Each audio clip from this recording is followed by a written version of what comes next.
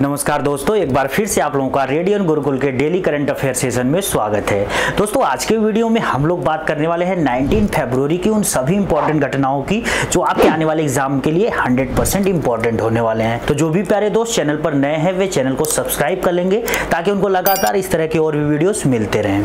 दोस्तों, आज के सेशन की जो सबसे बड़ी न्यूज है, भारत का अगला नया मुख्य चुनाव आयुक्त कौन बना। जो chief election commissioner of India है उसे किसको नियुक्त किया गया है या फिर कौन व्यक्ति बना है, ये बहुत बड़ी न्यूज है दोस्तों, और आपके एग्जाम में 100% ये क्वेश्चन पूछा जाएगा। तो चलिए दोस्तों, आज के सेशन को इसी बड़े न्यूज के साथ स्टार्ट करते हैं। देखिए, आपके एग्जाम में आने वाला जो मोस्ट इंपॉर्टेंट और 100% गारंटेड क्वेश्चन है, who has been appointed as the new chief election commissioner of India on February 17, 2025, यानी कि 17 फरवरी 2025 को भारत का अगला नया मुख्य निर्वाचन आयुक्त कौन बना है। नाम बिल्कुल याद रखना है, ज्ञानेश कुमार। दोस्तों, ये देखिए ज्ञानेश कुमार जी हैं और इनका जो अपॉइंटमेंट किया गया है 17 फरवरी को भारत के राष्ट्रपति के द्वारा as a chief election commissioner of India के रूप में किया गया है। तो ये बन गए हैं भारत के अब 26वें मुख्य निर्वाचन आयुक्त। ये भी याद रखिएगा क्योंकि डायरेक्ट आपसे पूछा जा सकता है कि जो ज्ञानेश कुमार हैं वो भारत के कौन से नंबर के मुख्य निर्वाचन आयुक्त बने हैं। तो रैंकिंग उनकी हो गई 26वीं, तो यानी कि इन्होंने 25वें नंबर के मुख्य निर्वाचन आयुक्त को रिप्लेस किया होगा। तो 25वां भारत का जो मुख्य निर्वाचन आयुक्त था उनका नाम है राजीव कुमार।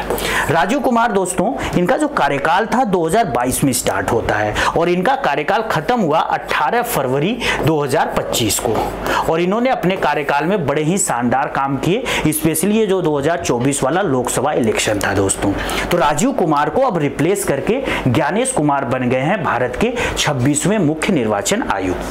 यहीं पे थोड़ी सी हिस्ट्री की बात कर ले दोस्तों, तो भारत का जो पहला निर्वाचन आयुक्त या फिर कह लो मुख्य निर्वाचन आयुक्त था, चीफ इलेक्शन कमिश्नर, उनका नाम था दोस्तों सुकुमार सेन। ये भी नाम बिल्कुल याद रखिएगा। इस एसएससी डीएसएसबी अपने स्टैटिक वाले पोर्शन में क्वेश्चन बार बार पूछ लेते हैं कि भारत के पहले निर्वाचन आयुक्त कौन थे, तो सुकुमार सेन थे दोस्तों।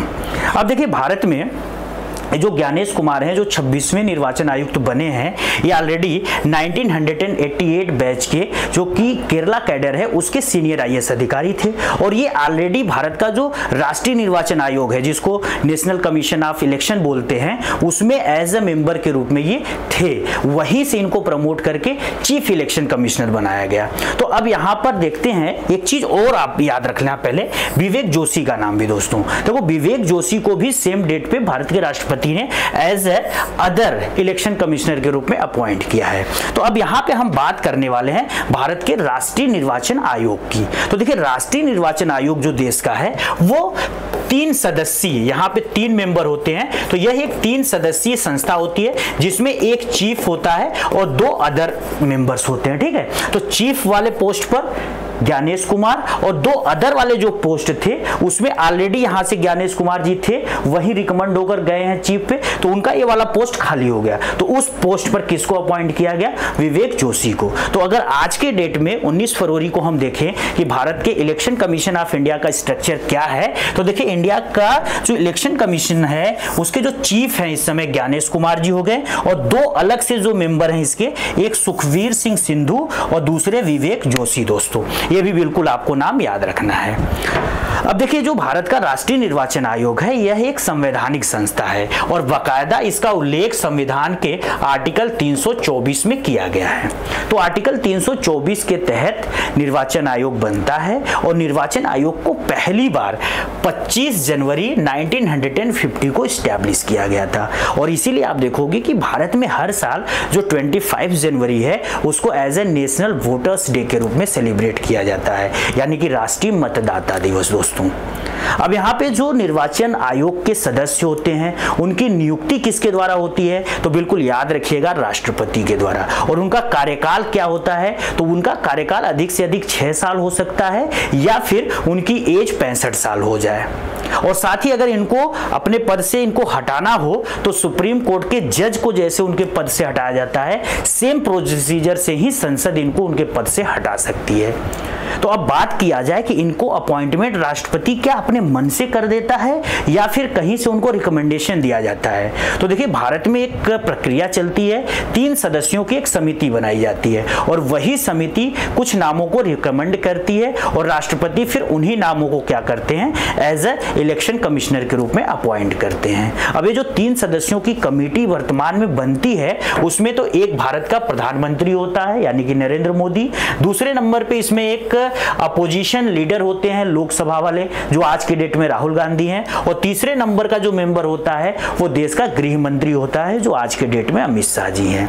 तो वर्तमान में इन दोनों नामों की जो नियुक्ति हुई है, ज्ञानेश कुमार और विवेक जोशी की, दोस्तों वो इन्हीं तीनों के रिकमेंडेशन से हुई है, यानी कि प्रधानमंत्री मोदी, राहुल गांधी और अमित शाह। इसमें से 2 लोग तो पक्ष में थे ज्ञानेश कुमार के, लेकिन राहुल गांधी जी ज्ञानेश कुमार के पक्ष में नहीं थे कि उनको चीफ इलेक्शन कमिश्नर बनाया जाए। लेकिन यहाँ पे जो मतदान हुआ उसमें मेजोरिटी देखी गई, तो 2 लोग हाँ बोल दिए, 1 लोग ना बोले, इसलिए दोनों लोगों की बात मानकर ज्ञानेश कुमार को इंडिया का एज चीफ इलेक्शन कमिश्नर 26 नंबर का अपॉइंट कर दिया गया दोस्तों।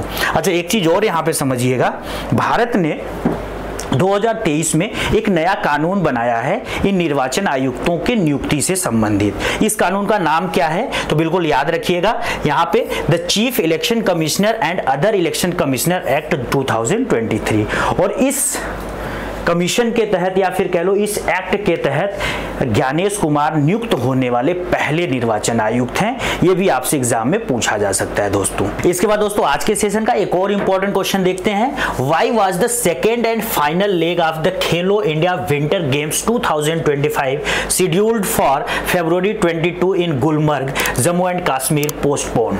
ये बहुत बड़ी न्यूज है दोस्तों, ये भी आपसे एग्जाम में पूछा जा सकता है कि जम्मू कश्मीर के गुलमर्ग के 22 फरवरी को होने वाले खेलो इंडिया विंटर गेम्स 2025 का जो दूसरा और अंतिम चरण है उसको क्यों स्थगित कर दिया गया। तो देखिए, उसमें मेन जो कारण है इनसफिशिएंट स्नोफॉल।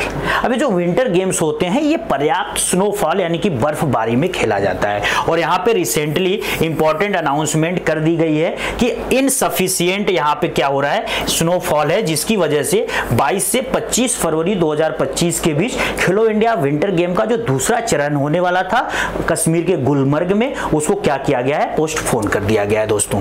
अच्छा, इसका जो पहला फेज था ये बिल्कुल याद रखिएगा, ये 23 जनवरी से लेकर 27 जनवरी तक लद्दाख के लेह वाले जिले में हुआ था। तो ये हर साल खेलो इंडिया विंटर्स गेम्स भारत में आयोजित होते हैं और इसमें 2 चरण हर साल आप देखोगे आयोजित होते हैं। कभी कभी एक ही चरण में हो जाता है, लेकिन यूजुअली आप देखोगे कि इसके 2 चरण होते हैं। जैसे कि खेलो इंडिया विंटर गेम्स के इतिहास को देखें तो 2020 में इसको पहली बार ऑर्गेनाइज किया गया था, और ये कहां पर हुआ था, लेह और गुलमर्ग में 2 चरणों में। फिर देखो 2021 में इसका दूसरा एडिशन, लेह और गुलमर्ग में भी 2 चरण। इसके बाद 2023 में सिर्फ एक ही चरण गुलमर्ग में पूरा का पूरा टूर्नामेंट हो गया।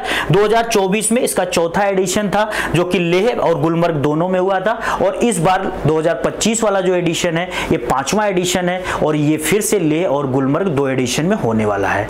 लेकिन गुलमर्ग में कम बर्फबारी की वजह से अभी इसको स्थगित कर दिया गया है। आने वाले डेट में अगर बर्फबारी अच्छी खासी होती है तो खेलो इंडिया विंटर गेम्स का जो सेकेंड एडिशन है या फिर कह लो सेकेंड स्टेज है उसको रिकंस्ट्रक्ट कर दिया जाएगा दोस्तों। चलिए, इसके बाद आज के सेशन का एक और इंपॉर्टेंट क्वेश्चन देखते हैं।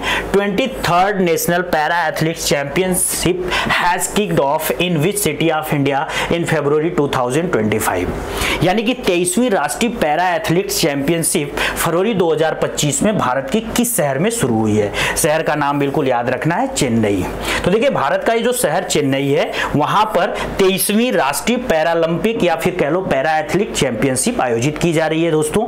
और यहाँ पर ये पूरा डेट भी आपको याद रखना है, ये 17 फरवरी से स्टार्ट हो रहा है और कब तक चलेगा, तो ये 20 फरवरी तक चलेगा दोस्तों। और यहाँ कहां पर होगा, तो चेन्नई के जवाहरलाल नेहरू स्टेडियम में। ये बिल्कुल वेन्यू भी आपको याद रखना है।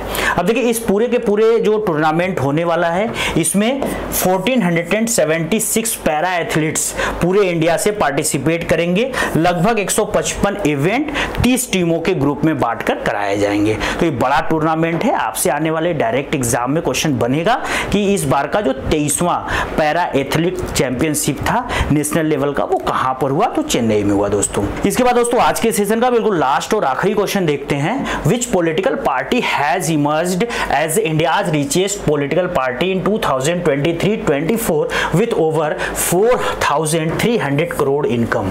ये बहुत बड़ी न्यूज है दोस्तों। और रिसेंटली ये जो न्यूज आई है, इस न्यूज के अनुसार भारत की कौन सी राजनीतिक पार्टी 2023-24 में 4300 करोड़ रुपए की आय के साथ सबसे ज्यादा रुपया कमाने वाली या फिर कह लो कि इनकम जनरेट करने वाली पॉलिटिकल पार्टी बनी है? तो उसका नाम बिल्कुल याद रखना है, भाजपा यानी कि भारतीय जनता पार्टी दोस्तों।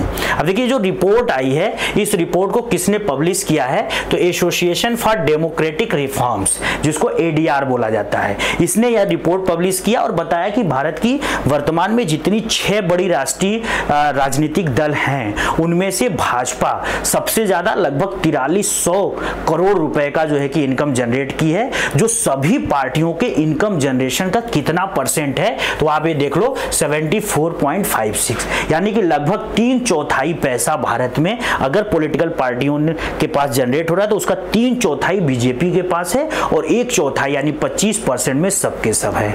तो आप देख लो कि यहां पर कितना ज्यादा पैसा बीजेपी ने जनरेट किया है 2023 और 24 के फाइनेंशियल ईयर में दोस्तों। अब बीजेपी के बाद दूसरे नंबर पे कौन सी पॉलिटिकल पार्टी रही? तो इंडियन नेशनल कांग्रेस, यानी कि कांग्रेस ने यहां पे जो इनकम जनरेट की है 1225 करोड़ रुपए का, तो ये दूसरी भारत की सबसे बड़ी पार्टी रही इनकम जनरेट करने के मामले में।